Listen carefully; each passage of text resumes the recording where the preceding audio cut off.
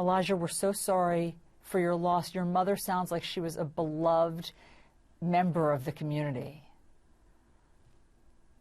Yeah, good morning. She really was a beloved member. You know, she did so much for our community and so much for us children, so it's really tough. She was only 42 years old. What were her symptoms, and when did you figure out that she had coronavirus?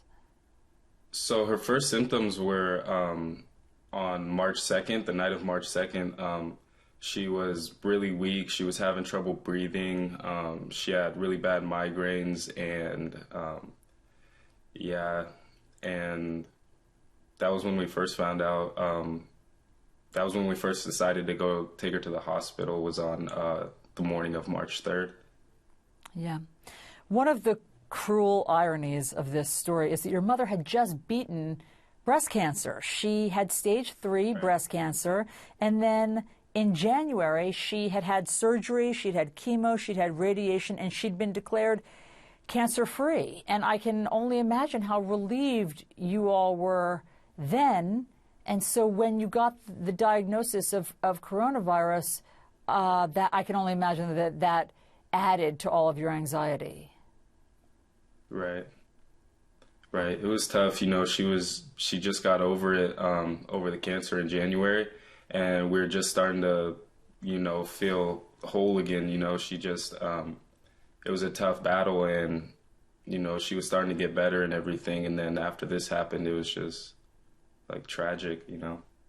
Yes, it is. It is horribly heartbreaking what you all have endured. And so tell us about what that experience was like when she was in the hospital. You know, we've talked to so many family members who aren't able to be in there with their loved ones because the hospital is trying to protect the family from becoming infected. And so what was it like there in the hospital when your mom was so sick?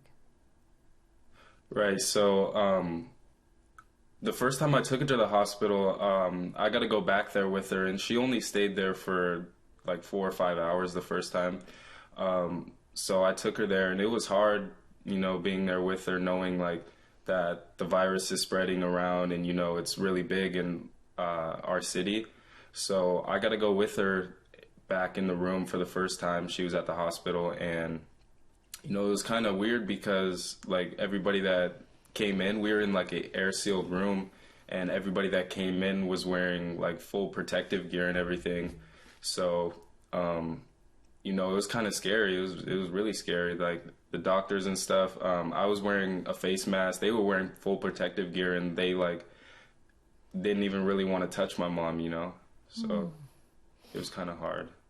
It sounds really hard. And then Elijah, what happened on that last day, in the final moments before she passed? I know that you were outside of a glass window, and I guess the hospital had an idea of how you could still communicate or try to talk to her. And so what did you end up doing? Yeah, so it was pretty cool of them to let us go back there, even though like all the stuff that's going on, you know, they're really cautious of not wanting the virus to spread. So what me and my siblings got to do was go back to her room, and we got to stand outside. And what they did was they took a walkie-talkie, and they placed the walkie-talkie right by her bedside on the pillow, and we got to say our final words and, you know, goodbyes to our mom. What were you able to say to her? I was able to tell her I loved her. You know, it's kind of hard. You like in the moment, you really don't know what you're gonna say. You know, it's like it's your last words, and it's hard to think of what you really want to say. It's a moment that nobody really ever wants to be in. So I told her I loved her. I told her everything's gonna be all right with the kids. You know, like us older siblings, we're gonna make sure everything's okay with them, and that they're gonna grow up to be some adults that my mom would want them to be. Elijah, that's really touching of you, and it's really strong of you to be able to promise your mom that. But what is going to happen to your younger siblings? There are 6 of you, and you're all between ages of 13 and 24. You're 20 years old. How are you going to take care of the younger kids? How will you financially support the family? So we have a GoFundMe set up, and we've got so much love and support from the community. So that's really going to help. We're actually looking to stay together. So my older brother, he's 24, and what he's going to do is he's going to take custody of the younger children's. They're aged 15, 14, and 13 years old. So we plan on staying together and all getting a house together, and just sticking together through this, and all fighting this together.